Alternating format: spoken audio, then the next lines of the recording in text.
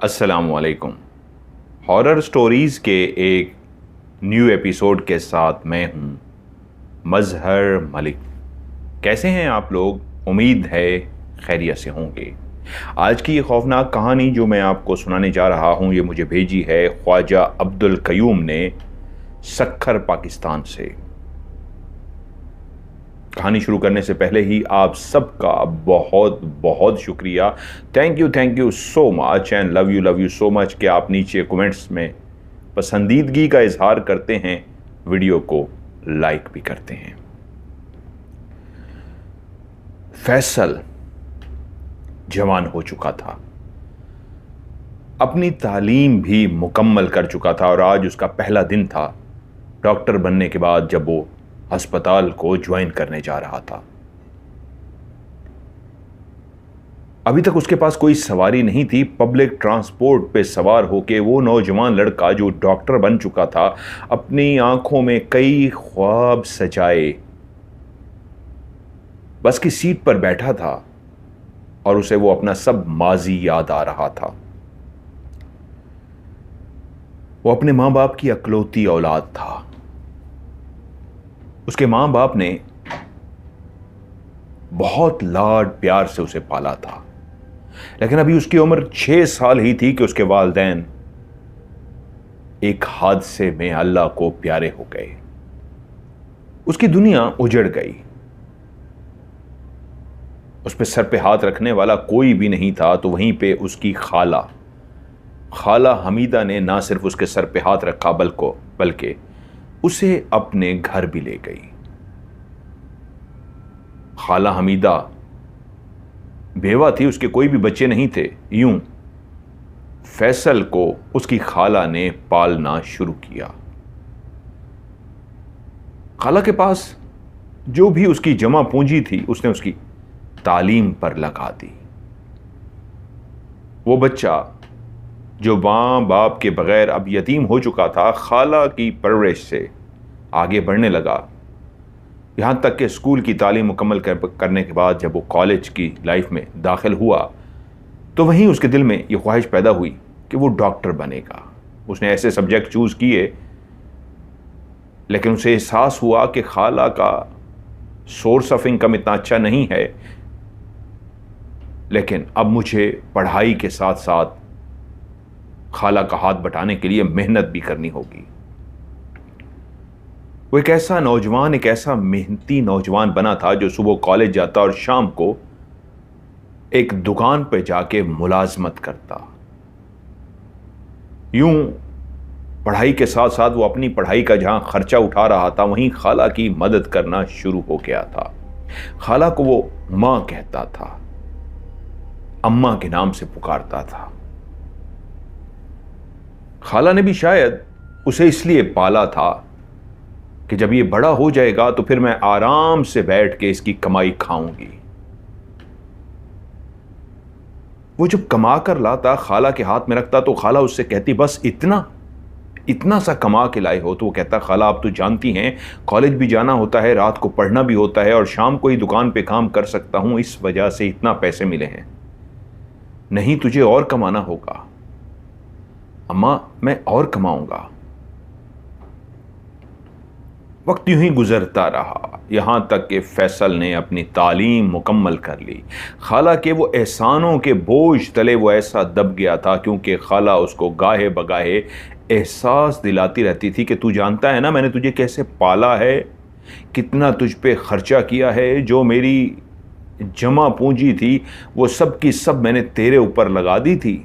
तू ऐसे जवान नहीं हुआ, मेरे पास कुछ भी नहीं बचा। मैं चाहती तो अपनी जिंदगी सुकून से गुजार सकती थी, इतना जमा पूंजी थी मेरे पास, लेकिन देख सब तेरे ऊपर लगा दिया।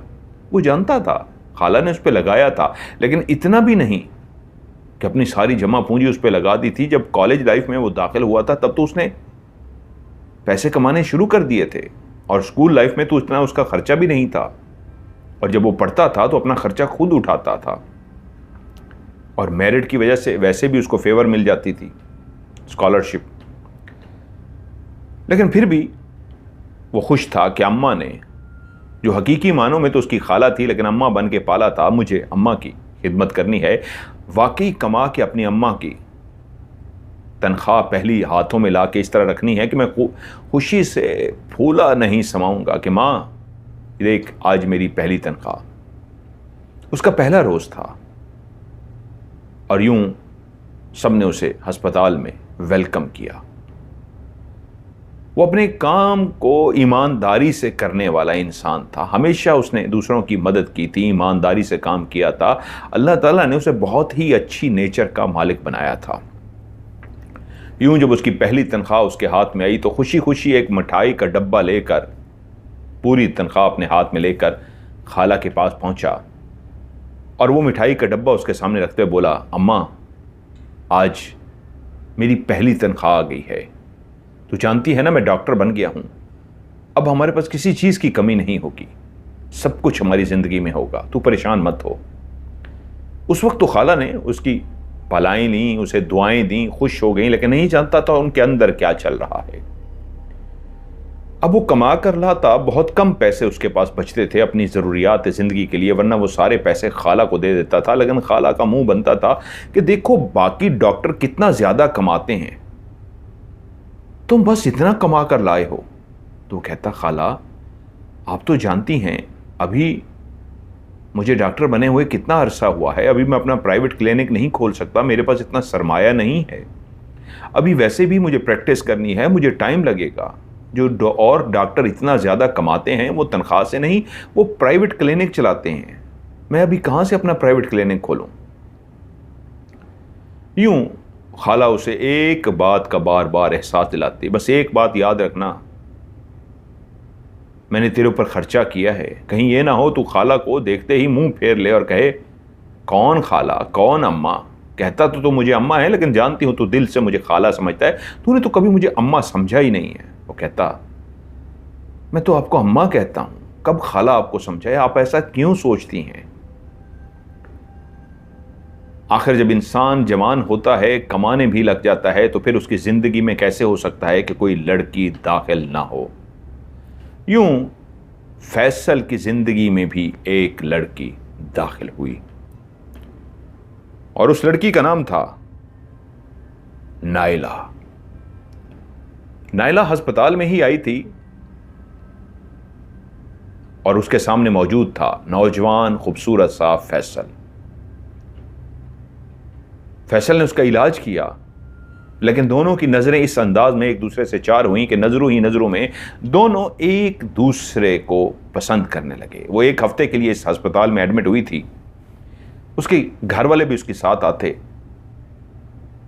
एक दिन नाइला की मां ने ही इब्तिदा की, फैसल बेटा आप इतना मेरी बेटी नाइला का ख्याल रखते हो, आप वाकई बहुत अच्छे डॉक्टर हो, कैसी मां होगी जिसने आपकी परवरिश की होगी, इतना प्यार इतनी मोहब्बत इतना खलूस कूट कूट के भरा है आपके अंदर। और भी कई डॉक्टर हैं, लेकिन आपका अंदाज मरीज के साथ ऐसा होता है, इस मीठी मुस्कुराहट के साथ ऐसी मीठी मीठी बातें करके आप मरीज का हाल अहवाल पूछते हैं, मरीज आधा तो आपकी बातों से ही ठीक हो जाता है। क्या आप शादीशुदा हैं? तो वो बोला, नहीं मैं अभी शादीशुदा नहीं हूं। क्यों बेटा अभी तक शादी क्यों नहीं की? बस एक लंबी कहानी है। क्या मुझे मां समझ के नहीं बताओगे? मैं भी तो तुम्हारी मां जैसी हूं, जैसे घर में तुम्हारी मां होगी, देखो मैं भी तो वैसी हूं। पता नहीं क्यों उसका पहली दफा दिल चाहा, किसी ने मोहब्बत से प्यार से इस अंदाज में बात की थी कि वो सब कुछ उनके सामने खोल दे, और यूं उसने बोलना शुरू किया। छोटा था तो मां बाप इस दुनिया से चले गए, खाला ने पाला, वही मेरी मां है। खाला ने मेरे ऊपर बहुत खर्च किया, बहुत पैसा लगाया, मेरे एहसान, कई एहसान हैं उनके मुझ पर। सबसे पहले तो मुझे उनके एहसान उतारने हैं, उसके बाद यकीनन मैं शादी का भी सोचूंगा। सच पूछें तो अपने मां बन के पूछा है तो आज पहली दफा एहसास हुआ है, हाँ मुझे शादी का भी तो सोचना है। मैंने तो शादी का सोचा ही नहीं, मेरे तो दिमाग में सिर्फ एक ही बात है कि बस खाला के लिए ढेर सारा पैसा कमाना। तो वो बोली, बेटा तुम्हारे माँ बाप इस दुनिया से चले गए, खारा जो तुम्हारी अब माँ है, कभी माँ भी अपनी औलाद से कहती है कि मैंने तेरे लिए ये कुछ किया है, मैंने तेरे लिए कुछ किया है। कोई किसी के लिए कुछ नहीं करता, वो तो खुदा है जो बंदोबस्त कर देता है, वसीले बना देता है। आज कोई एक वसीला तो कल कोई और वसीला। अगर तू बुरा ना माने तो मैं मां बन के तुझसे पूछती हूं, आज तेरी मां होती तो जरूर तुझसे पूछती, शादी के लिए मुझे अपनी बेटी नायला के लिए तो बहुत अच्छा लगा है, और हां मैंने अपनी बेटी के लिए थोड़ा सा जो एक जहेज है, जेवर है, वो भी बना रखा है। बहुत ज्यादा अमीर तो नहीं हूं, लेकिन जितना बना रखा है मैं जरूर अपनी बेटी को जहेज और जेवर भी दे दूंगी। लेकिन पहली बात यह है, अगर तुम्हें मेरी बेटी पसंद हो तो फिर ही बात आगे हो सकती है। वो शर्मा सा गया, उसकी शर्माहट ऐसी थी कि मां समझ गई, नायला की मां, कि यकीनन उसको भी नायला पसंद है। यूं नायला और फैसल के बीच में मोहब्बत का सिलसिला चल पड़ा। इस अंदाज में रहने वाले लोग थे जो फोन पे बहुत ज्यादा, मोबाइल पे इतनी ज्यादा बातें नहीं करते थे, लेकिन यकीनन हाय हेलो का हल्का फुल्का सा मैसेज जरूर एक दूसरे को कर देते थे। लेकिन अभी तक ये बात उसकी अम्मा यानी कि उसकी खाला को मालूम नहीं थी कि जिस बच्चे को उसने इस नीयत से पाला था कि वो बैठ के उसकी जिंदगी भर कमाई खाएगी, वो तो शादी का सोच रहा है। उसने एक दफा सरसरी अंदाज में छुट्टी वाले दिन अपनी अम्मा से कहा, अम्मा मैं सोचता हूं इस घर में आप काम कर करके थक गई हैं, मैं तो काम पे चला जाता हूं, जो तनख्वाह है वो तो आपकी है, आपके हवाले कर देता हूं, लेकिन इस घर में क्या एक बहू नहीं होनी चाहिए जो आपको खाना बना के दे, घर की सफाई करे, सारे काम वही करे। खाला एकदम से चौंकी, समझ गई ये तो शादी के बारे में कह रहा है। अरे नहीं नहीं, मुझे किसी बहू की जरूरत नहीं है। पता नहीं कैसी हो बहू, आजकल तो ऐसी लड़ाका होती हैं, इस अंदाज में होती हैं, आते ही जो घर की मालकन होती है उसी को ही घर से निकाल देती हैं। अरे यही एक छत ही तो है, ठिकाना ही तो है मेरे पास, कहीं बहू ले आई और उसने मुझे ही इस घर से निकाल दिया तो क्या करूंगी, मैं तो बूढ़ी हो गई। कौन अदालत के चक्कर लगाए, कौन कचहरियों के चक्कर लगाए, अदालत कचहरी के चक्कर अब मुझसे इस दौर में नहीं लगेंगे। अरे ना बाबा ना, मैं खुद ही काम कर लूंगी। तू वैसे भी ऑफिस से खा के आ जाता है अस्पताल से, अपने लिए कितनी मुझे रोटियां बनानी होती हैं, मेरे लिए कोई मसला नहीं है। वैसे भी लेट जाऊंगी, चलूंगी फिरूंगी नहीं तो और बूढ़ी हो जाऊंगी, चलो इस बहाने चलती रहती हूं, काम करती रहती हूं। वो समझ गया खाला ने जिस अंदाज में बहाने घर दिए थे, अब खाला शादी के हक में नहीं थी। वक्त और गुजरा, काफ़ी अरसा हो गया था उसे कमाते हुए, उसे एहसास था अब इतने साल हो गए हैं, मैं ओवर एज ना हो जाऊं, यही उम्र होती है शादी की, इतने अरसे से खाला को कमा के दे रहा हूं। लेकिन वो दिल से खाला की इज्जत करता था। और एक दिन नायला की मां ने कहा, आज हम तुम्हारे घर आएंगे। वो डर सा गया कि खाला नाराज हो जाएंगी, तो बोली, कोई बात नहीं बेटा, नसीब लिखने वाला नसीब बनाता है, जब तुम्हारी शादी हो जाएगी खुद ब खुद तुम दोनों के नसीब भी वो अच्छे करेगा। वो फैसल की खाला से मिलने के लिए पहुंच गई, लेकिन खाला हमीदा जानती थी कि दाल में काला नहीं, काली ही दाल हो चुकी है, ये चक्कर आज का नहीं पुराना है। वो बोली, नहीं अभी मुझे अपने बेटे के बारे में इसकी फिक्र नहीं है, अभी उसकी उम्र ही क्या है, मैं जरूर सोचूंगी। हाँ हाँ, आप अभी तो मैं आपको जवाब नहीं दे सकती, हम बेटे वाले हैं, आप बेटी वाली हैं, आप चल के आई हैं, असूलन तो हमें आना चाहिए था, लेकिन कोई बात नहीं, अभी इंतजार कीजिए, जब वक्त आएगा जरूर मैं देखूंगी मेरे बेटे के लिए कौन सी बहू ज्यादा अच्छी है। ये फैसला मैंने करना है, आप नहीं कर सकती। वो भी एक समझदार औरत थी, नायला की मां फैसल से भी सब कुछ समझ चुकी थी, सुन चुकी थी, सुनने के बाद समझ भी आ गया था। तभी उसने कहा, फैसल बेटा तुम्हें शादी करनी होगी, तुमने जैसे कहा था मैं उसी वक्त समझ गई थी, तुम्हारी खाला कभी नहीं चाहेंगी तुम्हारी शादी हो। तुमने बताया भी सही, तुमने पहले सरसरी बात की थी, खाला ने टाल दिया, और जिस अंदाज में आज मैंने उनका रवैया देखा है तो मुझे यही महसूस हो गया है वो अभी तुम्हारी शादी के हक में नहीं है। सच पूछो तो मैं एक माँ हूं, वो शादी करना ही नहीं चाहती, वरना माँ चाहे बेटा हो या बेटी, उसकी शादी की फिक्र में दिन रात लग जाती है। बेटा सिर्फ कमाने वाला हो, मां को फिक्र होती है जल्दी से उसके लिए बहू ले आऊं, और वो नहीं चाहती। तो वो आगे से बोला, तो फिर मैं क्या कर सकता हूं? कुछ नहीं बेटा, आप बालिग हो, आकिल हो, समझदार हो, आप शादी करो और अपनी बीवी और उसका जो भी जहेज है लेकर उस घर पहुंचो। सच पूछो तो वो लालची औरत है, जहेज देखेगी, जेवरात देखेगी तो मान जाएगी। जैसे कैसे नायला की मां ने फैसल को मना लिया। अब बारात जाती, धूमधाम से शादी होती, ऐसा कुछ भी ना हुआ, सादगी के साथ मस्जिद के अंदर शादी की गई। उसने खाला को बता दिया था, खाला मैं शादी करने जा रहा हूं, मेरे पास अभी इतना पैसा नहीं है, वैसे भी आपके लिए पैसा कमाना है, तो मेरी ख्वाहिश यह है, सादगी से मैं निकाह करना चाह रहा हूं, आप इस शादी में शिरकत करें। खाला ने जैसे ही सुना तो वो तो आपे से बाहर हो गई। उनका गुस्सा था कि कंट्रोल में नहीं आ रहा था कि ये क्या मैं सुन रही हूं, तुम शादी कर रहे हो, क्यों, किसने तुम्हें इजाजत दी है, और अभी तुम्हें इतनी जल्दी किस बात की पड़ गई है, अभी तो तुमने मेरा कर्जा उतारना है। और उस दिन खाला खुल के उसके सामने आ गई कि मुझे कर्जा लेना है, जो मैंने तुम पे एहसान नहीं जतलाया, मैंने तुम पे जो पैसे लगाए थे वो मेरा कर्ज था, जो तुमने मुझे अदा करना था, मेरा कर्ज अदा करो। उसने कहा, खाला मैं आपका सारा कर्ज अदा कर दूंगा, मैंने कब मना किया है, मैं सारी जिंदगी आपके लिए कमाऊंगा और सारी जिंदगी आपको कर्ज उतारता रहूंगा, और सारी जिंदगी मैं चाहूं भी सही, जो आपने मेरे ऊपर एहसान किया है मैं आपका एहसान नहीं उतार सकता, लेकिन यकीन मानिए मेरी ज़ात से जो हो सका मैं आपके लिए करूंगा। बस तो ठीक है, कोई शादी वादी नहीं, काम करो अपना। अब वो परेशान हो गया, क्या करूं, शादी करूं या जो सब मामला तय हो चुके हैं उनको इनकार कर दूं, ये भी तो गलत था। उसको नायला का चेहरा याद आ जाता है, एक इंतहाई मासूम सी, शरीफ सी, छोटी उम्र की लड़की, शर्मीली सी, बिल्कुल एक घरेलू औरत। ऐसी बीवी उसे नहीं मिल सकती थी। परेशान सा होकर मस्जिद चला गया,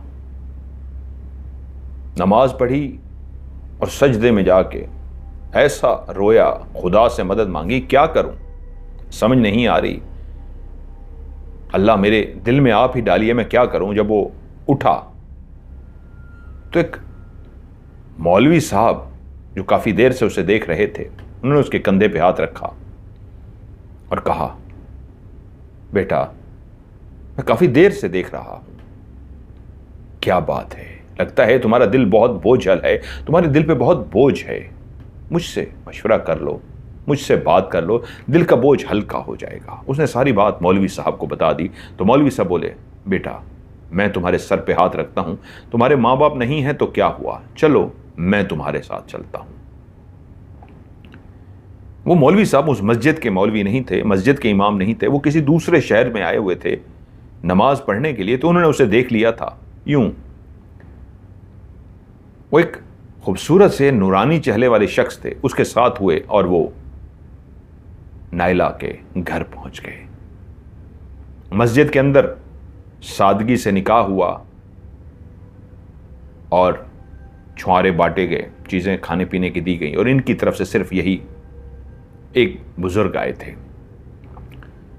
यूं दूल्हा और दुल्हन रवाना हो गए। एक ट्रक जिस पे जहेज का सामान था, उसकी सास ने उसे कहा था, बेटा जब तुम्हारी खाला ये सामान देखेगी, जेवरात देखेगी तो कोई बात नहीं, वो खुश हो जाएगी। अब रात हो चुकी थी, सारी रस्में अदा करते हुए ये सारा कुछ हुआ। तो फैसला ये हुआ, बेटा इस वक्त सामान लेके जाना मुश्किल होगा, आप कल रुखसती कर लेना, सुबह ही सुबह आ जाना और अपनी बीवी को लेकर चले जाना, लेकिन आज रात जाकर अपनी खाला को राजी कर लो। उसने कहा ये ज्यादा बेहतर है। वो बुजुर्ग उसे समझा रहे थे कि आज रुखसती ना करो, निकाह हो चुका है, कल सुबह ही सुबह अपनी बीवी को आकर ले जाना, लेकिन आज जाके अपनी खाला को, मां को राजी कर लो। बुजुर्ग ने दूसरे शहर जाना था, वो चले गए। रात को घर पहुंचा और खाला को उसने जाते ही बता दिया कि मैंने शादी कर ली है, निकाह कर लिया है और कल मैं अपनी बीवी को लेने के लिए जाऊंगा। उन्होंने काफ़ी जहेज़ दिया है, जो उनकी कुव्वत थी, जो उनकी इस्तिताअत थी, और जेवरात दिए हैं। मेरी ख्वाहिश थी आप शामिल होती, लेकिन मैंने अल्लाह ताला से पूछा गिड़गिड़ा के, तो यही समझ आया। मुझे माफ़ कीजिएगा, बाकी मैं हमेशा सारी ज़िंदगी आपका एहसानमंद हूँ, रहूँगा और सारी ज़िंदगी आपको कमा के दूंगा, और मेरी बीवी भी हमेशा आपकी खिदमत करेगी। जैसे आपका ही होल्ड था, ऐसे ही आपका होल्ड रहेगा। वो चुप करके सुनती रही। उसकी खामोशी को उसने रजामंदी समझा। सुबह हुई, सुबह ही सुबह जल्दी उठा और बीवी को लेने पहुंच गया। जाते ही उसने खुशखबरी सुनाई, खाला को रात मैंने कह दिया है, वो खामोश रही हैं। इसका मतलब है खामोशी रजामंदी है। ट्रक छोटा सा सामान का भरा हुआ घर के सामने उतरा, सामान को उतार दिया गया, और वो दुल्हन बनी उसकी बीवी, जिसने जेवरात पहन रखे थे, दुल्हन का लिबास पहन रखा था, घर के अंदर दाखिल हुई। खाला बाहर नहीं आई, अपने कमरे में बैठी रही। 2 कमरों पर मुश्तमिल यह घर था। दुल्हन जाकर उस कमरे में बैठ गई जो फैसल का कमरा था, और खाला थोड़ी देर के बाद उठ के फैसल के पास आई और कहा, अपनी दुल्हन से कहो जेवरात उतार के मुझे दे दे। वो समझा नहीं कि खाला क्या कहना चाह रही हैं। क्या मतलब खाला? हालात ठीक नहीं है ना, इस तरह लोगों की नज़रों में नहीं आना चाहिए। ठीक है, तुमने शादी कर ली, लोगों की नज़रों में आ जाएगा। वो इस सेंस में कह रही थी, उसको समझ लगी कि खाला सिक्योरिटी पॉइंट ऑफ व्यू से कह रही है, कोई चोरी ना कर ले ना, या गरीब सा हमारा इलाका मोहल्ला ऐसा है, किसी ने देख लिया तो ऐसे काम ख़राब हो जाएगा। उसने कहा हाँ। वो बीवी के पास गया और कहा, ये चीज़ें अभी उतार के रख दो, लोगों को पता ना लगे कि इतना जहेज़ आया है, इतना जेवरात औरत पहन के आई है, तो वो भी बेचारी कहेगी हाँ ठीक है, मासूम सी। नायला आगे से बोली, जैसे आपकी मर्जी। उसने सारे जेवर उतार के शौहर के हवाले किए, और फैसल ने सारे जेवर बीवी को, मां को थमा दिए। जैसे ही जेवर उसने अम्मा को थमा दिए, तो अम्मा कमरे के अंदर दाखिल हुई। मियां बीवी दोनों बैठे थे। एकदम से अम्मा की आवाज आई, ये जो जेवर तूने मेरे हवाले किया है और ये जो घर के अंदर जहेज आया है, ये वो कीमत है जो मैंने आज तक तुझ पे पैसा लगाया था, तुझे पढ़ाया, लिखाया, खिलाया, तेरे ऊपर सारा खर्चा किया। ये मैंने अपनी कीमत वसूल आज कर ली है, इस जेवरात की सूरत में और जहेज की सूरत में। अब तुम्हें अपनी बीवी को लेके इसी लम्हे इस घर से निकल जाना है। ये घर आज के लिए तुम्हारा घर नहीं है। आज के बाद तुम इस घर में दाखिल नहीं हो सकते। वो एकदम से घबरा गया कि खाला ये कैसा फैसला सादर करवा रही हैं। बोला, अम्मा ये अब क्या कह रही हैं? तुमने सुना नहीं मैं क्या कह रही हूं? तुम जानते हो मैं दोबारा नहीं कहती। निकलो और जाओ, अपनी बीवी को भी लेके जाओ। उसने हाथ जोड़ लिए। ठीक है अम्मा, मैं जा रहा हूं, लेकिन इतना मेहरबानी कर दीजिए, कुछ घंटों की इजाज़त दे दीजिए, मैं इस घर से चला जाऊंगा। ठीक है, आपने जहेज रख लिया, जेवरात रख लिया, रख लीजिए, मुझे इतना मोहलत दे दीजिए, चंद घंटों के बाद मैं अपनी दुल्हन को ले जाऊंगा। जैसे पता नहीं कैसे उस खातून हमीदा के दिल में रहम सा आ गया और बोली, ठीक है, चंद घंटे हैं तेरे पास, जा। और ओ तू सुन, यहां से हिली ना, इसी कमरे में बैठी रही। वो घर से बाहर निकल गया। आज मैं किराए का घर कहां से लूं? आज ही तो मेरी सुहाग रात थी, आज मेरी शादी हुई है, आज ही मैं अपनी बीवी को रुखसत करके अपने घर लेके आया हूं, और कैसी मुझ पे कयामत टूट पड़ी है कि आज रात मेरी सुहाग रात है और मैं घर ढूंढने जा रहा हूं। उसने इधर उधर मोहल्ले में काफी लोगों से पूछा, सब ने कहा नहीं, यहां पे तो कोई अभी मकान किराए पे खाली नहीं है। एक जगह पे जब वो पहुंचा तो किसने उसे कहा, अरे इतनी इमरजेंसी में तुम्हें कैसे मकान मिलेगा कि आज ही आज मिल जाए? आज ही आज मिलना तो मुश्किल है। हाँ, एक मकान है, वो जो खाली ग्राउंड सा है जहां लड़के खेलते हैं, उसके कोने पे जो वो घर बना हुआ है, पीपल के दरख्त वाला घर। एकदम से उसके दिमाग में वो घर आ गया जो कई सालों से बंद था। वहां पे कभी कभी एक शख्स नजर आता था, उस दरवाजे को खोलता हुआ और बंद करता हुआ। हाँ, वो घर लेकिन वो घर तो लोगों ने मशहूर कर रखा था कि वो जो पीपल का बड़ा सा उस घर के सहन में दरख्त लगा हुआ है, उस पर कोई जिन रहता है, और लोग उसको पीपल के घर वाला दरख्त के नाम से पुकारते थे। और अक्सर लोग कहते थे अरे नहीं भाई नहीं, वो तो जिन है, इसलिए वो अलग थलग भी था। उनकी गली जहां पे खत्म होती थी, उस गली के आगे एक बड़ा सा ग्राउंड था। लड़कों ने उसको खेलने के लिए ग्राउंड बना लिया था। वैसे एक प्लाट सा था, काफी बड़ा सा। जहां पे वो प्लाट खत्म होता था, वो प्लाट चारों तरफ से दरख्तों से घिरा हुआ था। एक बहुत बड़ा प्लाट, कह सकते हैं कोई 2-3 कनाल का। उसके इर्द गिर्द दरख्त ही दरख्त थे, और जहां वो प्लाट खत्म होता था उससे भी थोड़ा सा आगे पैदल चल के जाएं तो अलग थलग कोने पे एक पुराना सा घर बना हुआ था, पीपल वाला दरख्त। वो चलता चलता उस घर के दरवाजे पे पहुंच गया कि किससे पूछूं, ये घर किसके पास है, क्या है। वो ये सोच ही रहा था कि उसने दरवाजे पे देखा ताला नहीं पड़ा हुआ। इसका मतलब है अगर ताला नहीं है तो क्या ये खुला हुआ है। उसने दरवाजे को धक्का लगाने की कोशिश की, लेकिन अंदर से बंद था। इसका मतलब है अंदर कोई मौजूद है। उसने दरवाजे को खटखटाना शुरू कर दिया। इससे पहले वो कभी भी इस घर की तरफ नहीं आया था। उसने सुन रखा था कि ये कोई जिन्नात वाला घर है, पीपल के दरख्त वाला, लेकिन वो इन बातों को कहां मानता था। वो एक डॉक्टर था। उसने दरवाजा नॉक किया, कोई जवाब ना आया। उसने दूसरी दफा दरवाजे को नॉक किया, किसी के चलने की आवाज आई और किसी ने आके दरवाजा खोल दिया। एक इंतहाई बूढ़ा सा शख्स, जिसके सर के बाल सफेद थे और कहीं कहीं पे बचे हुए थे, वरना सर गंजा हो चुका था। भवें जो आंखों के ऊपर होती हैं वो इतनी बड़ी बड़ी थी कि उसकी भवों ने उसकी आंखों को भी छुपा रखा था। झुर्रियों से भरा हुआ उसका चेहरा, काफी बूढ़ा सा वो शख्स एकदम से सामने आके खड़ा हुआ और बोला, जी फरमाइए, क्या मदद कर सकता हूं आपकी। अजी मेरा नाम फैसल है और मुझे ये मकान किराए के लिए चाहिए। उस बूढ़े ने सर से पांव तक उस सामने खड़े नौजवान को देखा और कहा, आ जाओ, अंदर आ जाओ। फैसल अंदर दाखिल हो गया। जैसे ही वो घर के अंदर दाखिल हुआ तो उसने देखा घर के बिल्कुल सहन के बीचों बीच एक बड़ा सा पीपल का दरख्त है और उसकी घनी शाखें दूर दूर तक फैली हुई हैं। पूरे घर को उसकी शाखों ने अपनी लपेट में ले रखा है। उसकी शाखें इतनी बड़ी हैं कि घर के बाहर तक फैली हुई हैं। अजीब ही हैबतनाक बड़ा सा दरख्त था वो। उसने सहन में खड़े होकर दरख्त को देखा और उसके बाद जब अंदर बरामदे में देखा, और उसके बाद सहन बना हुआ था बरामदे के बाद, सहन के बाद बरामदा था। वो बरामदे में गया। बरामदे के पीछे 2 कमरे बने हुए थे, लेकिन जिस जगह पे वो बरामदा था उस बरामदे के साथ ही किचन और दूसरी तरफ बाथरूम वगैरह बने हुए थे।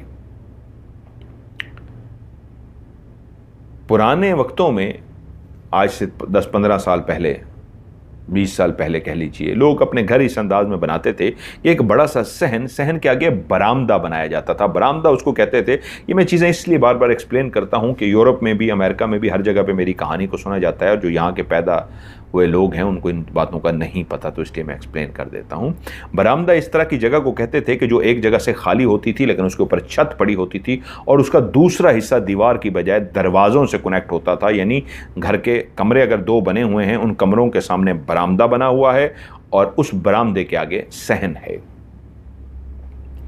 जब वो कमरों में दाखिल हुआ तो ये देखकर हैरान रह गया। बाहर से वो टूटा फूटा घर, जिसकी दीवारें इस अंदाज में लगती थी कि अगर इस पे कभी सीमेंट किया भी गया था तो वो अब टूट फूट का शिकार था। अगर इस पे कभी रंग और रोगन भी किया गया था, वो कई साल गुजर गए, उसका नामो निशान भी नहीं बचा था। लेकिन हैरत की बात यह थी, अंदर से घर इंतहाई नया महसूस होता था, जैसे किसी ने दोबारा से बनवाया हो। उसकी दीवारों पे बिल्कुल सीमेंट मौजूद था, और ना सिर्फ सीमेंट था बल्कि कलर भी करा दिया गया था।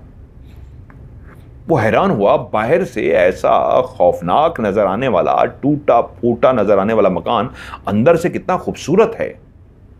उसकी दरो दीवार सीमेंट है और उसके ऊपर रंग हुआ है।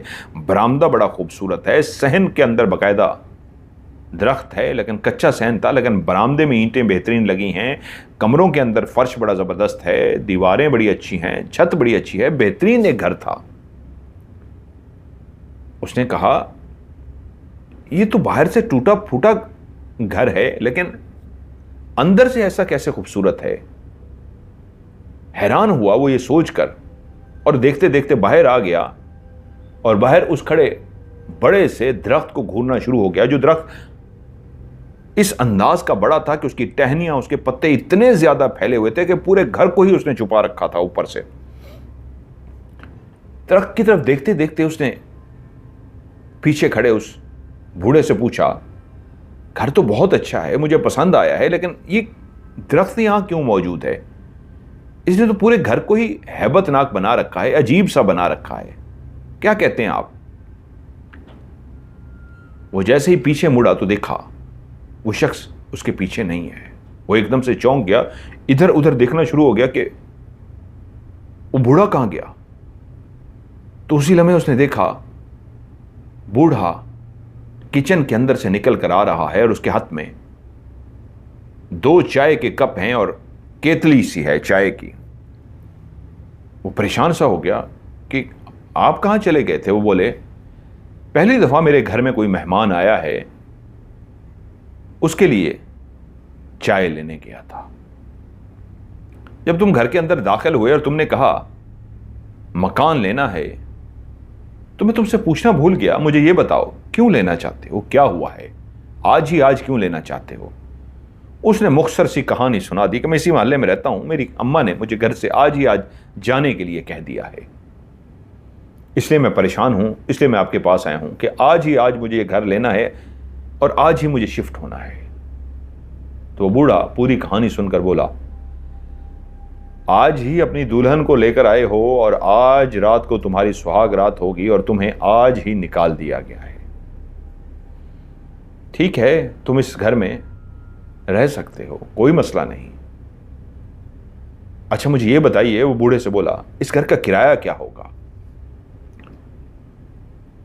उन्होंने कुछ देर सोचा और उसके बाद उस नौजवान को एक ऐसा किराया बताया जो बिल्कुल मुनासिब सा था। यह किराया है और इतना एडवांस देना होगा।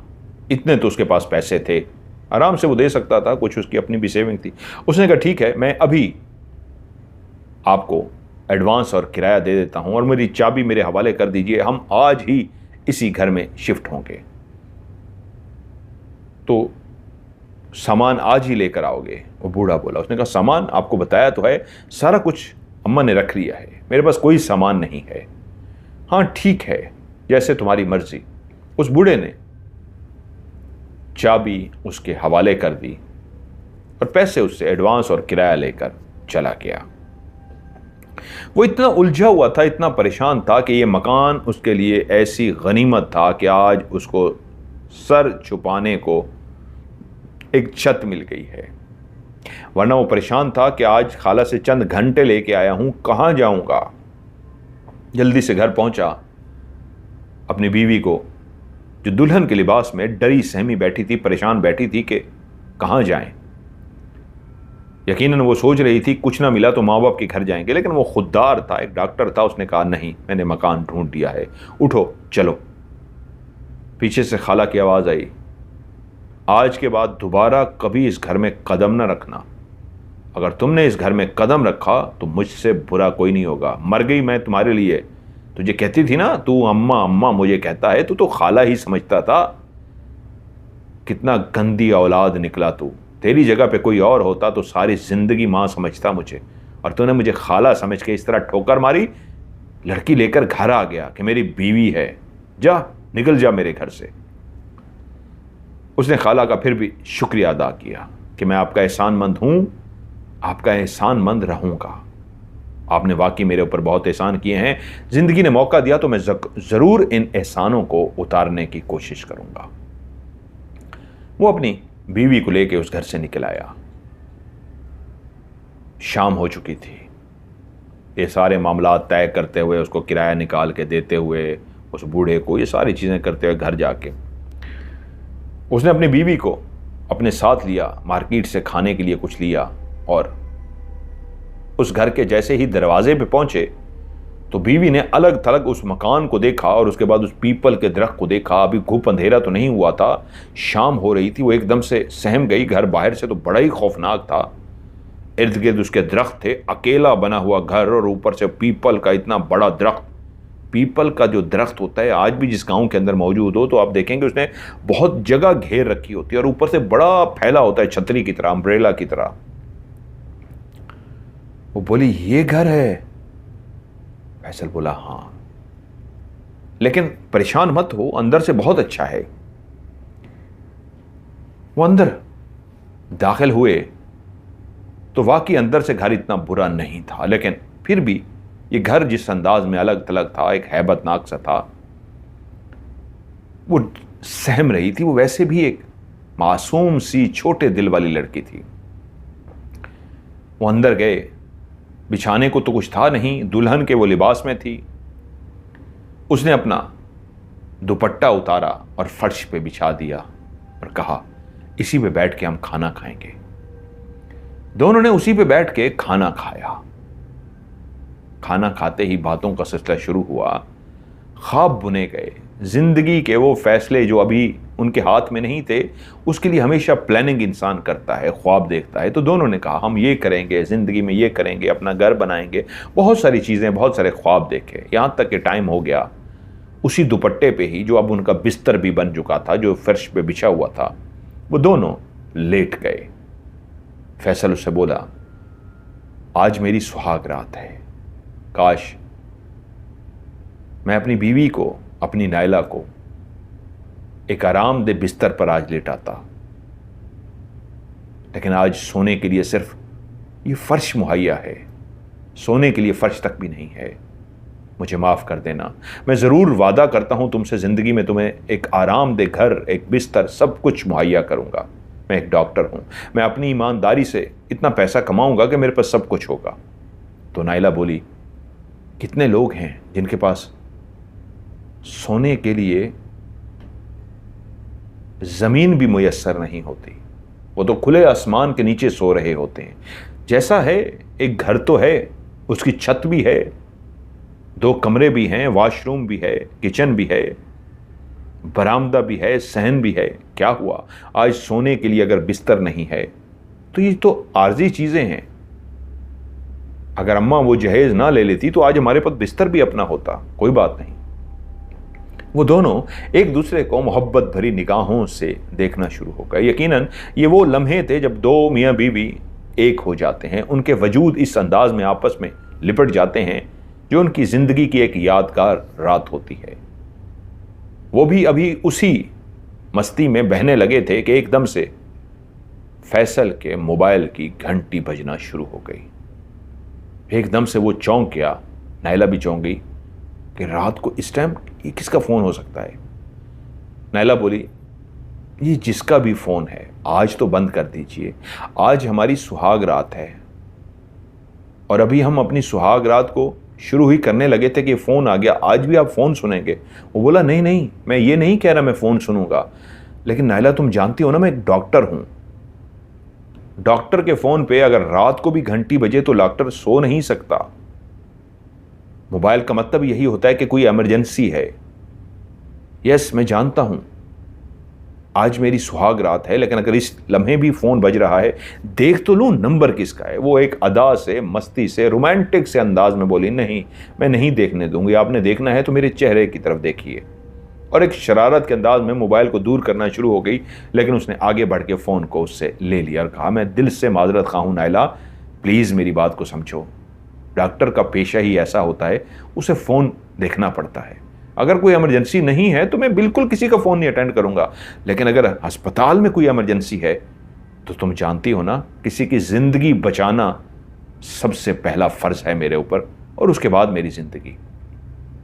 उसने मोबाइल पे नंबर देखा, अस्पताल का ही नंबर था। उसने जल्दी से कॉल रिसीव की और दूसरी तरफ से नर्स बोल रही थी डॉक्टर साहब जल्दी से पहुंचिए, इमरजेंसी है, बहुत बड़ा हादसा हुआ है, डॉक्टर कोई भी नहीं है, आपको बुलाने के लिए कहा गया है, आप जल्दी से पहुंच जाइए। उसने कहा ठीक है मैं आ रहा हूं। उसने फ़ोन बंद किया और बीवी की तरफ मुतवज्जह हुआ। नायला मुझे माफ़ करना। मैंने तुमसे कहा ना, आज अगर मैं किसी के बारे में सोचूंगा, किसी की ज़िंदगी बचाने की कोशिश करूंगा, तो कल को ज़िंदगी मेरे ऊपर भी मेहरबान होगी। लेकिन आज ये सोच के कि कोई मरता है मर जाए, मेरी तो सुहाग रात है, मैं नहीं जाऊंगा, तो मेरी वजह से अगर किसी की जान चली गई तो मेरे ज़मीर पे बोझ बन जाएगा। मेरी जान, मैं गया और आया। देखो, खुदा ने आज हमें घर भी तो दे दिया है, आज ही आज निकाला और आज ही आज हमें घर मिला है। सब कुछ आएगा, शायद इसी वजह से कि मुझे अपने फ़र्ज़ को, ड्यूटी को ईमानदारी से निभाना है। तुम घबराओ मत। वो बोली, इस घर में मैं अकेली कैसे रहूँगी? अलग थलग बना हुआ घर, इसमें तो दाखिल होते भी मुझे डर लग रहा था। ये तो आप मेरे पास मौजूद रहे हैं तो मैंने जैसे कैसे बर्दाश्त कर लिया। अकेली, और वो भी आज पहली रात है। इंसान किसी घर में रहता है, कुछ अरसा गुजर जाए फिर भी मानूस हो जाता है। आज तो मेरी पहली रात है, मैं कैसे रहूँगी? कुछ भी नहीं होता, तुम्हें डरने की ज़रूरत ही नहीं है। मैं गया और मैं फौरी आ जाऊंगा। ओके, एक काम करो, उठो मेरे साथ, मैं तुम्हें अस्पताल ही लेके चलता हूँ। वहाँ पे मैं किसी तुम्हें कमरे में बिठा दूंगा, किसी वार्ड में बिठा दूंगा, और उसके बाद हम वापस आ जाएंगे। चलो उठो। अरे नहीं नहीं, मैंने दुल्हन का लिबास पहन रखा है और दुल्हन के लिबास में मैं अस्पताल जाऊंगी, कहाँ बैठूंगी, क्या कहेंगे लोग? नहीं बाबा नहीं, ठीक है, आप जाएं। पक्का डरोगी नहीं? हाँ हाँ, मैं कर लूंगी। वो उठा और उसने कहा, अंदर से दरवाज़ा बंद कर दो। वो उठी, उसने बरामदे के बाहर जो मेन दरवाज़ा था उसको बंद कर दिया। वो चला गया और वो वापस आकर बैठ गई।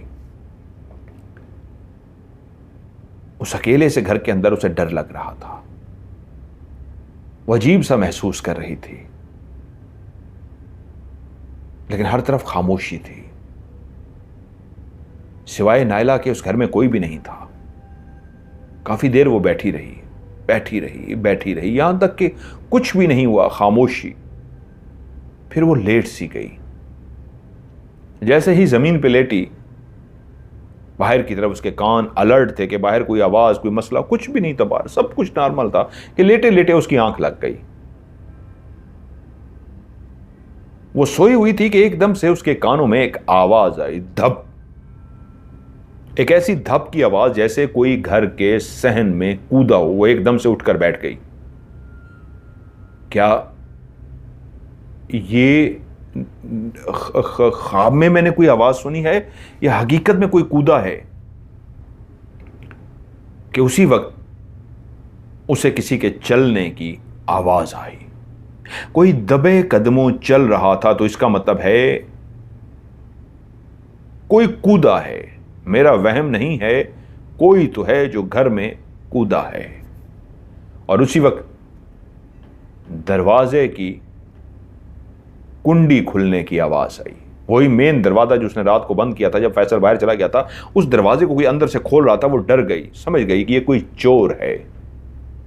आज इस घर के अंदर लाइटें शाइटें जलता हुआ देख के उसने अंदर छलांग लगाई है और बाहर उसको भागने में आसानी हो, तो उस मेन दरवाजे को वो खोल रहा है ताकि दरवाज़ा खुला रहे, कुंडी अंदर से खोल दे, और अगर उसे भागना पड़ा तो एकदम से दरवाज़ा खोले और भाग जाए। कुंडी खुलने की क्लियर आवाज़ आई।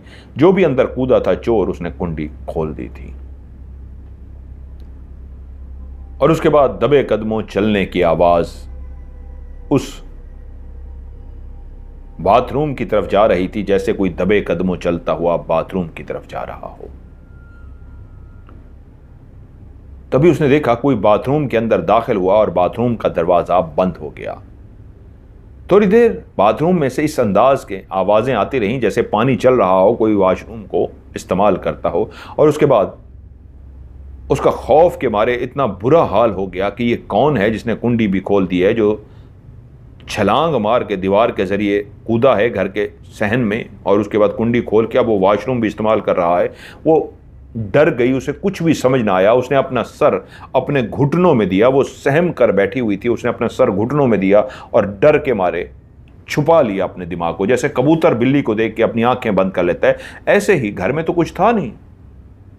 जेवरात तो खाला ने ले लिए थे, एक अरूसी लिबास था जो उसने पहन रखा, दुल्हन का लिबास था जो उसने पहन रखा था। उसे अगर खौफ था तो यही था कि मैं एक कुंवारी लड़की, एक अकेली लड़की घर में हूं, सिवाय उसको अपनी इज्जत के और किसी चीज़ का डर नहीं था। घर में तो कोई चीज़ ऐसी थी नहीं जिसको चोर कुछ चुरा सकता। तभी उसने डरते हुए अपना सर अपने घुटनों में दिया उसी लम्हे उसके कानों में किसी के चलने की आवाज़ आई। दस दस दस। कोई दबे कदमों चलता हुआ बिल्कुल उसके करीब आया और आते ही उसने अपना हाथ उसके कंधे पे रख दिया। जैसे ही उसके कंधे पे किसने हाथ रखा तो एकदम से आवाज आई, नायला तुम इस तरह क्यों बैठी हो? एकदम से वो चौंक गई। ये तो फैसल की आवाज थी। उसने जल्दी से अपना सर ऊपर उठाया, देखा सामने फैसल खड़े हैं। फैसल आप? हां भाई मैं, लेकिन इस तरह क्यों बैठी हो? आपने दरवाजा क्यों नहीं खटखटाया? आप कूद के क्यों आए हैं?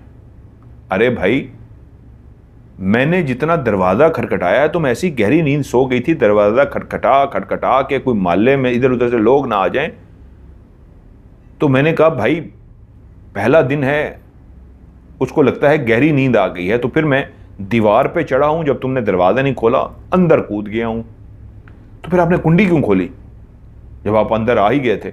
इसलिए कि बाहर झांक सकूं, कोई मुझे चोर ना समझे।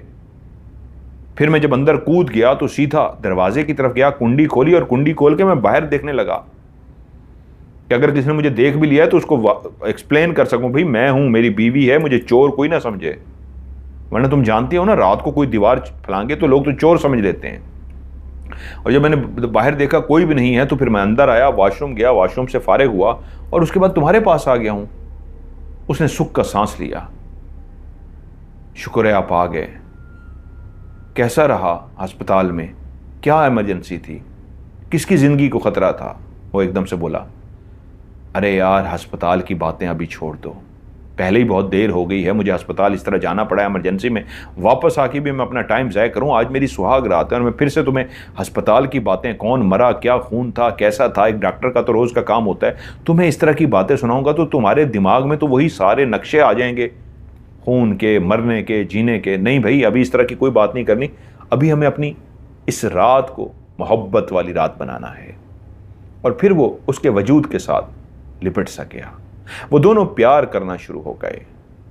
मियाँ बीवी जो अपनी रात, जिंदगी की पहली रात इस अंदाज में मनाते हैं कि वो एक दूसरे से भरपूर मोहब्बत का इजहार करते हैं, वो भी दोनों बेइंतहा एक दूसरे से मोहब्बत का इजहार कर रहे थे।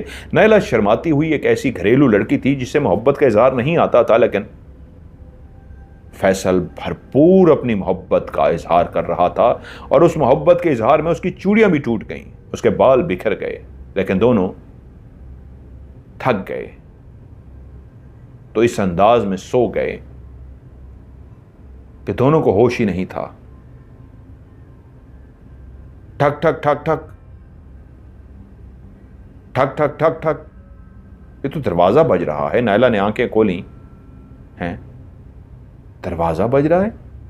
अब कौन आ गया सुबह सुबह? उसने साथ सोए हुए फैसल की तरफ देखा तो उसका बिस्तर खाली था। बिस्तर क्या था, वो जमीन पे उसके साथ ही सोया था, वहां पे फैसल नहीं था। अरे ये फैसल कहां चले गए? उठ के देखते कौन दरवाजा खटखटा रहा है। उसने बाथरूम की तरफ सामने निगाह मारी, बाथरूम का दरवाजा खुला हुआ था, इसका मतलब फैसल बाथरूम में भी नहीं है। तो ये कौन है?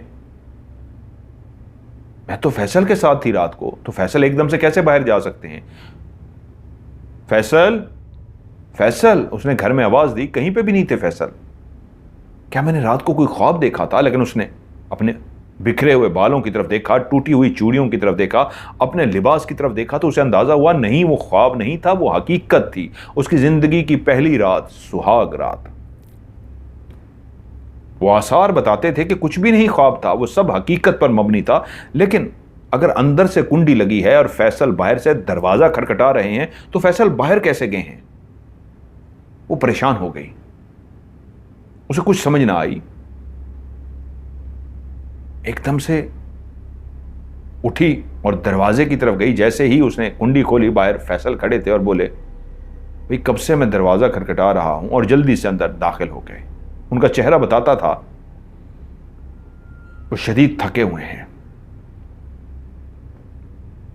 वो अंदर आए और बोले, यार मुझे माफ कर देना, रात पूरी मेरी अस्पताल में गुजर गई। वो माजरा ही इस तरह का था, इमरजेंसी इस तरह की थी कि सुबह हो गई और अभी मैं फारिग हुआ हूँ। मेरी बहुत बुरी हालत है, मुझे इस वक्त शदीद नींद आ रही है, तुम्हें तो नींद पूरी कर ली है, तभी तुम इतनी देर से दरवाज़ा खटखटा रहा था और तुमने खोला नहीं। मुझे कुछ देर सोने दो। वो गया और फर्श पे उसी बिछे हुए दुपट्टे पे सो गया। इसका मतलब था कि वो रात को नहीं आया, वो अभी आ रहा है, इतना थका हुआ है। सिर्फ उसने इतना पूछा था कि रात जब आप गए थे आप अभी आ रहे हैं, रात को नहीं आए। उसने कहा कहां रात को आया हूं भाई, बता तो रहा हूं अभी आया हूं, अभी फारिग हुआ और इतना थका हूं, थोड़ा सा चंद घंटे नींद लूंगा तो बस सुकून में आ जाऊंगा। वो नींद से उसकी बुरी हालत थी और वो लेटा और सो गया और वो बैठी थर थर कांप रही थी। अगर रात वो फैसल नहीं था तो वो कौन था?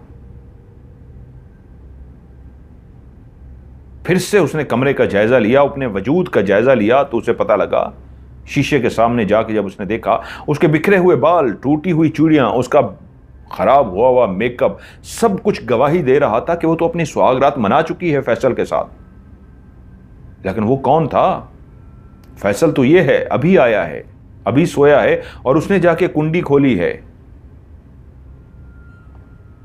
उसको कुछ समझ ना आई, वो थर थर कांपना शुरू हो गई और एकदम से उसे चक्कर सा आया, वो गिरी, बेहोश हो गई। फैसल की जब आंख खुली तो देखता है बीवी बेहोश हुई हुई है। उसे होश में लाने की कोशिश की, वो होश में नहीं आ रही थी। उसने अपनी बीवी को उठाया, रक्शे में डाला, अस्पताल ले गया। वहां पे उसका चेकअप वगैरह हुआ, सारा कुछ उसने किया। खैर वो होश में आ गई। बताया गया कि एक औरत जब स्ट्रेस लेती है, दुल्हन बनती है, बीवी बनती है, तो ये उसके साथ हो जाता है। अब ये ठीक है, इसे रेस्ट की जरूरत है, घर ले जाइए। वो उसे लेकर जब वापस रक्शे में बैठने लगा तो एकदम से नायला बोली, जो होश में आ चुकी थी, जो चुप चुप सी थी, फैसल मुझे उस घर में नहीं जाना। अरे क्यों बाबा, क्यों नहीं जाना? मिल जाएगा, अपना भी घर मिल जाएगा, लेकिन अभी तो वही ठिकाना है ना, छत।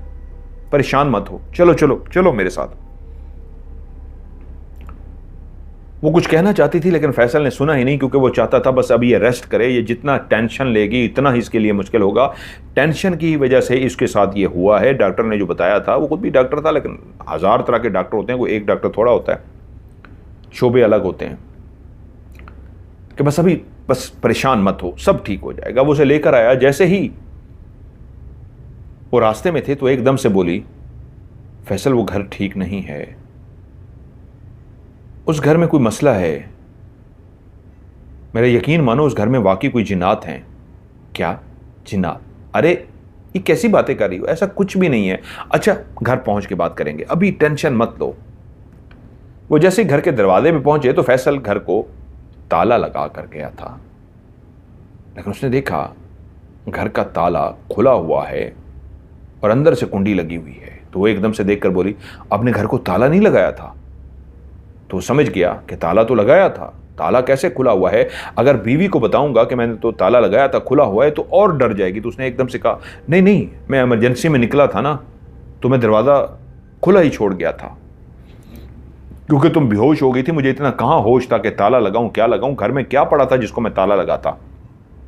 सामान तो कोई है नहीं, सबसे कीमती चीज़ तो तुम थी, तुम्हें लेके मैं चला गया, इसलिए मैंने ताला तक नहीं लगाया। वो दरवाजे पे पहुंचा लेकिन खुद भी उलझा हुआ था, ये दरवाज़ा कैसे खुला हुआ है। उसने दरवाजे पे दस्तक दी। जैसे ही उसने दरवाजे पे दस्तक दी तो अंदर से दरवाजे को खोल दिया गया, और जिसने दरवाजे को खोला था वहां पे एक इंतहाई खूबसूरत सी, नौजवान सी, चुलबुली सी लड़की खड़ी थी। उस लड़की ने देखते ही फैसल को कहा, आप फैसल है ना? मुझे बाबा ने बताया है कि आपका नाम फैसल है, आइए आइए अंदर आइए। फैसल नायला को लेकर अंदर दाखिल हुआ। नायला परेशान हो गई कि ये कौन है? हसीनो जमील सी, सांवला सा उसका रंग, काली नहीं सांवला सा रंग, तीखे उसके नकोश, बड़ी बड़ी आंखें, चमकती हुई आंखें, पतला सा नाक, इंतहाई खूबसूरत से होंठ, उसके बाल खुले हुए, बहुत ही खूबसूरत लड़की थी वो। जैसे ही वो अंदर दाखिल हुए तो लड़की बोली, मेरा नाम बरसाना है, मुझे बाबा देविया देवयान ने भेजा है। उन्होंने कहा है कि मैं आपको नाश्ता देकर आऊं। आप लोगों के लिए मैं नाश्ता लेकर आई। देखा तो दरवाजा खुला पड़ा था। जब मैं अंदर दाखिल हुई, आप लोगों को आवाजें दी तो देखा आप में से कोई भी नहीं है। तो फिर मैंने दरवाजा बंद कर लिया कि आप कहीं निकले हैं तो मुझे आपका इंतजार करना चाहिए। मैं आपका ही इंतजार कर रही थी। आप लोग आ गए हैं, नाश्ता लीजिए और मुझे जाना है। फैसल को रास्ते में वो कह चुकी थी कि मुझे इस घर में नहीं रहना। तभी वो लड़की अंदर की तरफ गई नाश्ता लेने के लिए। तब नायला ने कहा फैसल की तरफ देखते हुए, प्लीज इस घर को छोड़ दीजिए, ये घर ठीक नहीं है। मैं आपके आगे हाथ जोड़ती हूं, इस घर को छोड़ दीजिए प्लीज। फैसल छोड़ दीजिए। फैसल खुद भी परेशान हो गया था। जब उसने ताला नहीं लगाया था तो ये खोल के लड़की अंदर कैसे आई है। और लड़की झूठ बोल रही थी कि जब मैं आई हूं तो ताला खुला हुआ था, तो मैं अंदर चली गई हूं। एकदम से जब लड़की वापस आई है तो बोली है, आइए ना, नाश्ता तैयार है। फैसल बोला, नहीं, हमें इस घर में नहीं रहना, हमें इस घर को छोड़ना है। क्या बताया है आपने उनका नाम, जो आपके बाबा हैं? वो बोली, देवयान। देवयान है मेरे बाबा का नाम। मुझे उनसे अपना एडवांस भी वापस लेना है और कल का किराया काट लें, और जितने पैसे काटने हैं काट लें। मुझे पैसे मेरे वापस करें और किराया मेरा वापस करें, एडवांस वापस करें। तो बोली, हाँ ठीक है, आपकी मर्जी है। वो सामने चले जाइए। वो गली के बिल्कुल आखिर पे, वो जो साइड पे एक मकान सा बना हुआ है छोटा सा, वो हमारा ही मकान है। बाबा वहां पे हैं। आप जाइए, बाबा से पैसों की बात कर रहिए। मैं जब तक आपकी दुल्हन का ख्याल रखती हूं, आके आप अपनी दुल्हन को वापस ले जाइएगा। फैसल ने नायला की तरफ देखते हुए कहा, नायला तुम यहीं रुको, बस मैं सब लेन देन करके अभी वापस आता हूं, जल्दी आइएगा। नायला ने कहा और वो चला गया। अब घर के अंदर वो लड़की और नायला मौजूद थे। उस लड़की ने नायला को सर से लेके पांव तक देखा और कहा, अब तो बहुत खूबसूरत हैं, दुल्हन बन के तो और भी बहुत कयामत ढा रही हैं। कैसी रही आपकी रात? सुना है जिंदगी की जो पहली रात होती है उसको सुहाग रात कहते हैं। वो इंसान को कभी भी नहीं भूलती। आपकी सुहाग रात तो बहुत अच्छी गुजरी है, जानती हूं मैं। एकदम से वो चौंक पड़ी। नायला चौंकी और उसकी तरफ इस अंदाज में देखा कि ये क्या कह रही है। तो उसके बालों में प्यार से उंगली फेरते हुए बोली, जो इस घर में रहते हैं ना, उन्होंने कितने प्यार से, कितनी मोहब्बत से तुम्हारे साथ रात गुजारी है, और कैसी सरशार थी आप उनकी मोहब्बत में। एकदम से वो चौंक गई। उसने अपने बाल एकदम से पीछे कर लिए, जो अभी तक उसकी बातों को समझ नहीं पा रही थी। तभी बोली, कौन हो तुम और क्या कहना चाहती हो? तो एकदम से हसीनो जमील सी, नाजुक सी वो लड़की आंखों के सामने ही फैसल के हुलिये में बदलना शुरू हो गई। वो खूबसूरत सी लड़की से एकदम से फैसल के हुलिये में बदल गई और एकदम से सामने खड़ा हुआ फैसल बोला, मैं ही तो था रात को जिसने तुम्हारे साथ सुहाग रात गुजारी है। यकीन मानो तुम्हारे साथ रात नहीं गुजारी, मैं तो दीवाना हो गया हूं तुम्हारा। तुमने मुझे अपना दीवाना कर दिया है। एक सरशारी दीवानगी सी छा गई है मेरे ऊपर। यकीन मानो तुमसे सच्चा प्यार कर बैठा हूं। नायला, अब सिर्फ तुम मेरी हो, सिर्फ और सिर्फ मेरी। बस एक बात याद रखना, मैंने तुम्हें अपना लिया है, तुम्हारा वजूद मेरा हो चुका है। अब इस वजूद पे सिर्फ मेरा हक है। तुम चाहे तो अपने शौहर के साथ रह सकती हो, लेकिन तुम्हारा जिस्म मेरे लिए होगा। मैं उसे अपने जादू के जरिए सुला दूंगा। उसे ऐसा महसूस होगा कि वो तुम्हारे साथ सोया है, लेकिन वो तुम्हारे साथ कभी भी नहीं सोएगा। हाँ, उसे महसूस जरूर होगा कि उसने तुम्हारे साथ ताल्लुक बनाया है, लेकिन तुम्हारा उसका कोई ताल्लुक नहीं होगा। तुम्हारा सिर्फ ताल्लुक मेरे साथ होगा। मैं तुम्हें बेइंतहा पैसा दूंगा, मैं तुम्हें हर वो चीज़ दूंगा, हर वो खुशी दूंगा जो तुम चाहोगी। यही दरख्त ही मेरा बसेरा है, लेकिन मैं हमेशा तुम्हारे सामने फैसल के रूप में आऊँगा। अगर तुम्हें कोई और रूप पसंद है तो मैं और भी रूप धार सकता हूँ। अभी तुमने देखा कैसी खूबसूरत लड़की का मैंने रूप धारा था, और उस खूबसूरत लड़की से अब मैंने फैसल का रूप धार लिया। मैं कई और रूप भी धार सकता हूँ। जो भी तुम्हारा सबसे पसंदीदा रूप होगा वही रूप धारूंगा मैं, ताकि तुम्हें अच्छा लगूं, और तुम्हें इतना प्यार दूंगा, इतना प्यार दूंगा कि फैसल तुम्हें प्यार दे ही नहीं सकता। रात अपनी याद करो, उस मस्ती को, उस जुनून को, उस मोहब्बत को जो मैंने रात तुम्हारे साथ शेयर की। तुम कैसी सरशार थी। कोई भी इंसान, कोई भी फैसल जैसा शख्स तुम्हें ऐसी मोहब्बत नहीं दे सकता जो रात मैंने तुम्हें मोहब्बत दी है। क्या फ़र्क है मुझ में और फैसल में? देखो, वही शक्ल, वही जिस्म, सब कुछ वैसा तो है, लेकिन मेरी मोहब्बत, मेरा प्यार, और जो रात मैंने तुम्हें प्यार दिया है, ऐसा प्यार तुम्हें कोई नहीं दे सकता सिवाय मेरे। मैं दौलत तुम्हारे कदमों में ढेर कर दूंगा।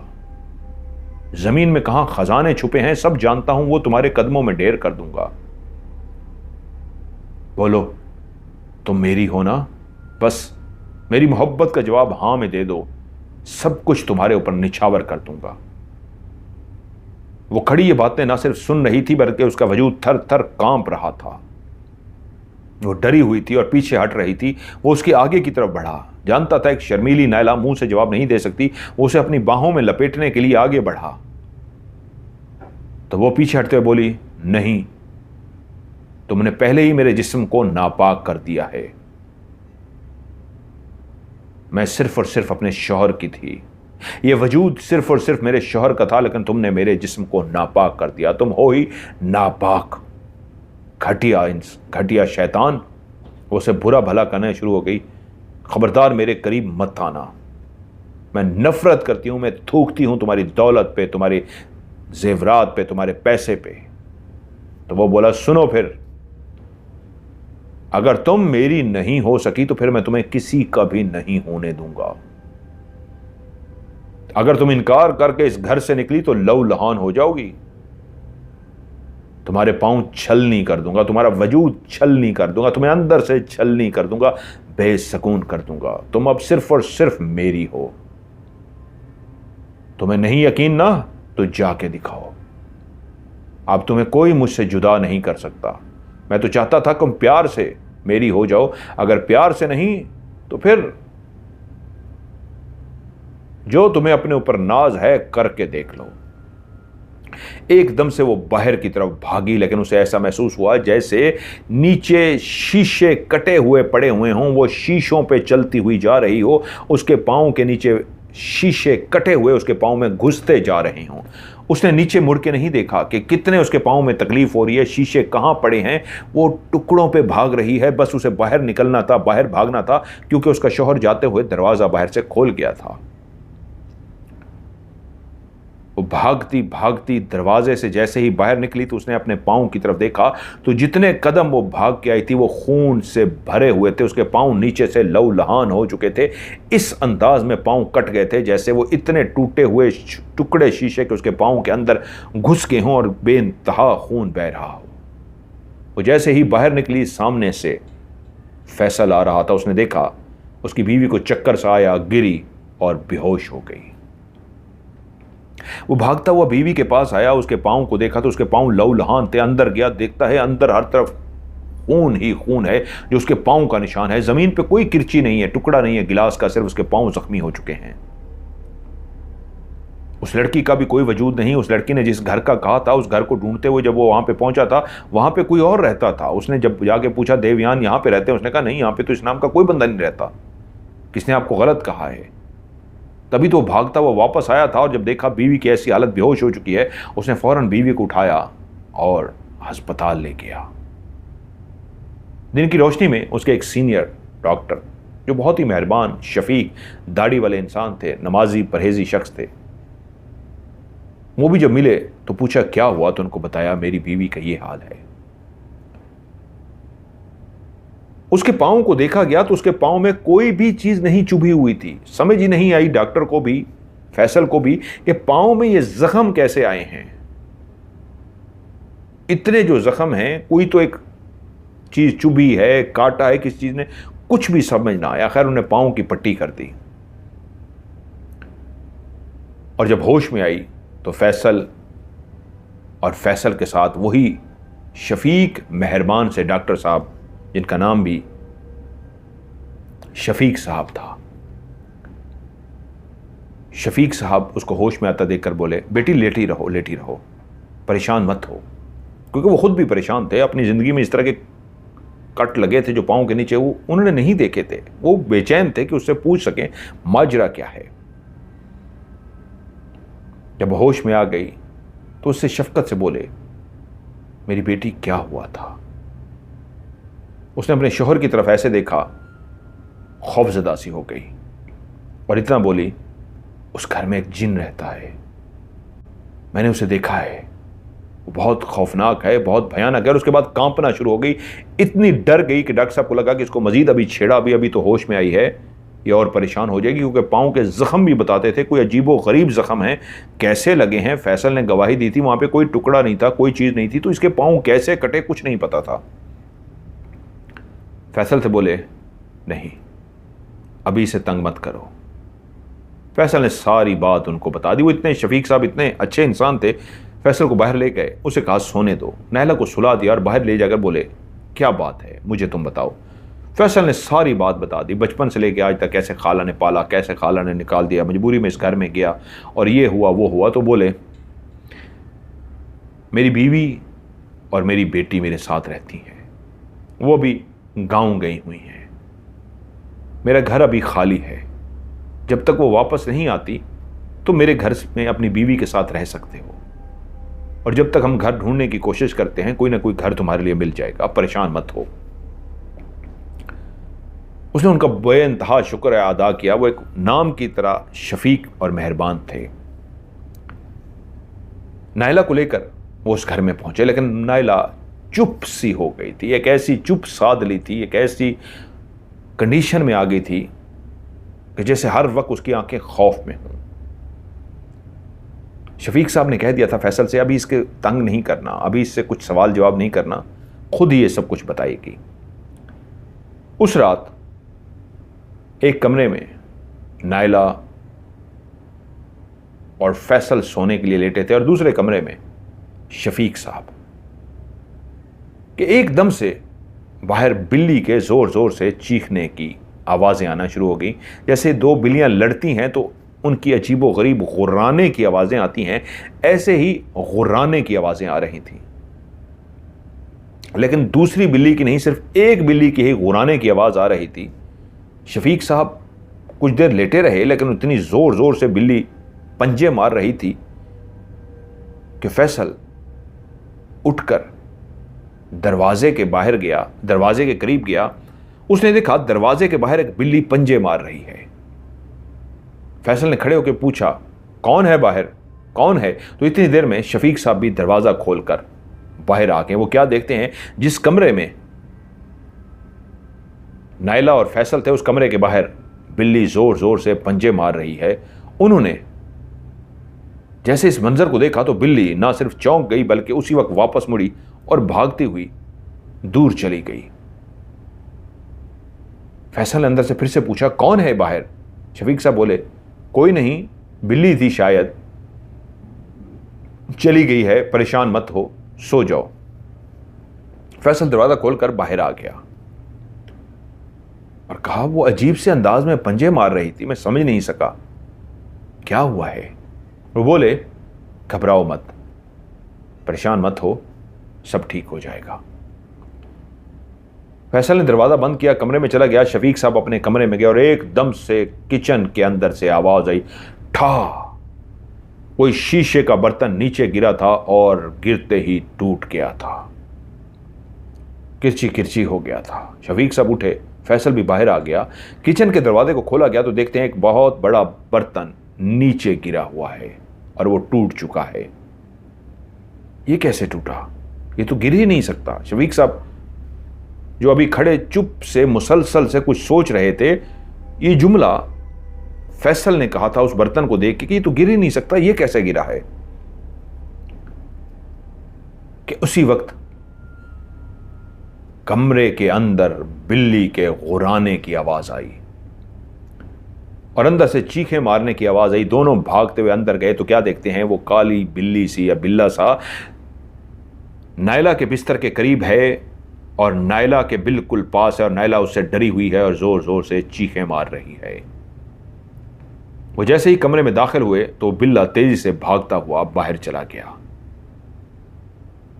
शफीक साहब जो अभी तक उलझ चुके थे वो जल्दी से नायला के पास गए और उनने दम किया, नायला के ऊपर पढ़ाई की और उनके ऊपर दम कर दिया। जैसे ही नायला के ऊपर दम किया वो बेइंतहा चीखें मार रही थी। एकदम से दम करने से, कुरानी आयात का उसके पे फूंक मारने से एकदम से रिलैक्स हो गई और आहिस्ता आहिस्ता खामोश हो गई।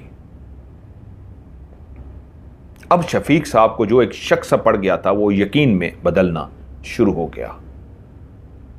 दोनों ने रात जाग के गुजारी। नायला सोती रही, फैसल और शफीक साहब दोनों जागते रहे, यहां तक कि सुबह हो गई। शफीक साहब ने फैसला किया कि आज मैं ऑफिस नहीं जाऊंगा, घर पे ही होऊंगा, तुम्हें भी घर पे रहना चाहिए, नायला को अकेला मत छोड़ो। नायला जब सुबह उठी बेइंतहा डरी हुई थी, बेइंतहा सहमी हुई थी। शफीक साहब बाहर गए, उनके लिए नाश्ता लेकर आए, दिन का खाना भी लेकर आए, बातें करते रहे, लेकिन नायला चुप सी रही। जब शाम होने लगी तो नायला ने फिर से चीखें मारना शुरू कर दी। शफीक साहब पढ़ते हुए कमरे में दाखिल हुए और नायला के ऊपर दम किया तो वो बेहोश तो नहीं हुई, नींद में तो नहीं गई, लेकिन चुप सी हो गई। तो शफीक साहब बोले, बेटा मुझे बताओ, मैं जानता हूं वो जो रात भी आया था वो बिल्ले का रूप धार के आया था, वो बिल्ला नहीं है, वो कोई जिन है। उसी ने ही किचन के अंदर उस बर्तन को तोड़ा है। तभी वो रात बैठा बाहर पंजे मार रहा था। तुम एक मासूम हो, तुम्हारा कोई कसूर नहीं है, बेटा जो भी है मुझे बताओ। उसने शौहर की तरफ देखा, जैसे ऐसे कह रही हो कि शौहर के सामने बताते हो मुझे शर्म आ रही है। तो बोले, ठीक है रुको, फैसल मेरे बेटे, ये मेरी बेटी है, तुम जानते हो मेरी बेटी भी बिल्कुल इसी की उम्र की है, तुम्हें कुछ देर के लिए बाहर जाना होगा। फैसल ने फर्माबरदारी दिखाते हुए बाहर चला गया और उसने वो सारी कहानी सुना दी कि फैसल का रूप धार के ये शैतान उसके पास आया था और जो सुहाग रात फैसल ने मनानी थी उस शैतान ने उसके साथ मनाई है और उसी ने ही उसके पाँव के नीचे कट लगाए थे। वो जब चल रही थी तो ऐसा लगता था कोई गिलास टूटा हुआ है, किरचियां पड़ी हुई हैं, उसके टुकड़े पड़े हुए हैं, उसके ऊपर चल रही थी। और कल जब मैं चीखें मार रही थी वो बिल्ला जो आपको नजर आ रहा था वो बिल्ला नहीं, वो वही शैतान था। जब वो दरवाजे के अंदर आर पार दाखिल हुआ है तो उस वक्त मैं गहरी नींद में थी कि मुझे महसूस हुआ कोई दरवाजे के बाहर मौजूद है। और जैसे ही मेरी आंख खुली तो मैं देखती हूं एक काला स्याह साया जिसका कद तकरीबन कोई 8 फुट होगा, वो दरवाजे के आर पार चलता हुआ दाखिल हुआ है। उसकी आंखें लाल सुर्ख थीं, उसका सर ऊपर से बहुत बड़ा था, गर्दन उसकी छोटी सी थी, उसका वजूद बहुत फैला हुआ सा था। उसकी आंखें ऐसी थी जैसे आग बरस रही हूं। वो चलता हुआ मेरे करीब आया और मेरी आंखों के सामने ही उसने बिल्ले का रूप धार लिया और बिल्ले का जैसे ही उसने रूप धारा तो वो मेरे पास आया और घुराया मेरे ऊपर और उसके बाद मुझे कुछ होश ना रहा। शफीक साहब बोले, लेकिन बेटा कल जब हम किचन में खड़े थे तो उस वक्त तो आपके कमरे का दरवाजा खुला हुआ था, आप कह रही हो बंद दरवाजे से अंदर आया है। तो उसी वक्त नैला बोली, नहीं सामने वाला दरवाजा नहीं, जो इस साइड पे दरवाजा है। शफीक साहब ने उस साइड पे देखा, उस साइड पे तो कोई दरवाजा नहीं था। बेटा इस तरफ तो कोई दरवाजा नहीं है। नैला ने उस तरफ देखा और कहा, नहीं मुझे तो अभी भी नजर आ रहा है, इस साइड पे दरवाजा है और उसी से तो वो रात अंदर दाखिल हुआ था। शफीक साहब सारी बात को समझ चुके थे कि वो शैतान पीछे पड़ चुका है।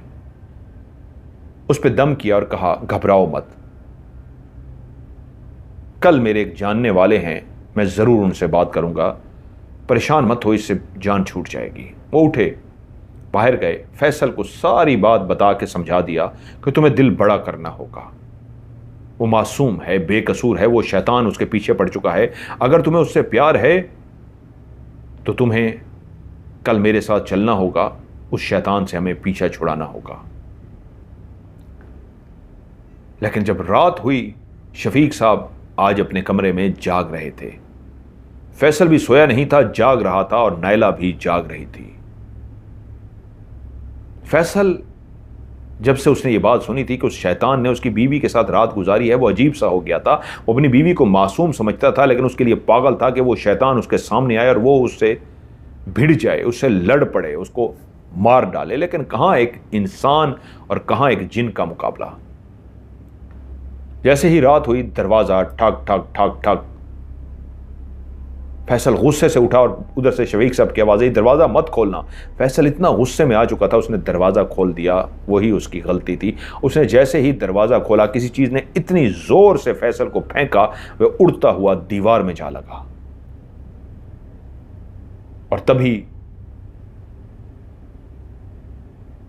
नायला की आवाज़ आई, रुक जाओ, इसे मत मारो, ये मेरा शौहर है, ये मेरा प्यार है, तुम्हें जो भी करना है मेरे साथ करना है, इसको क्यों तकलीफ दे रहे हो। तो वो शैतान बोला,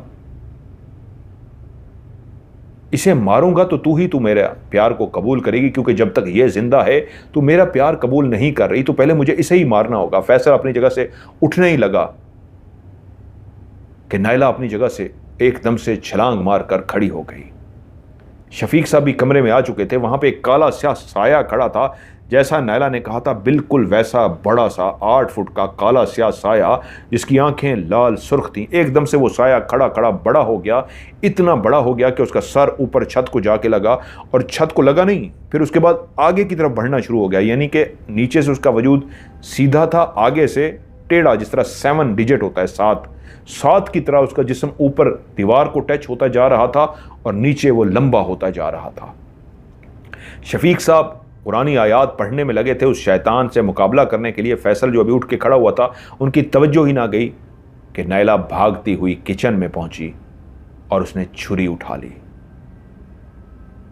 उसने छुरी उठाते ही जोरदार आवाज में कहा, तूने मेरे जिस्म को नापाक किया है, मेरा शौहर इस राज से वाकिफ हो चुका है, मैं अपने शौहर से निगाहें तक नहीं मिला पा रही, तूने मुझे नापाक किया है, तू मेरे वजूद को हासिल करने आया है ना, और तू इस वजूद को हासिल करने के लिए मेरे शौहर को मारने जा रहा है, तो ये ले मैं इस वजूद को ही ख़त्म करती हूँ। फैसल भागा, नहीं रुको नायला रुको, लेकिन तब तक देर हो चुकी थी।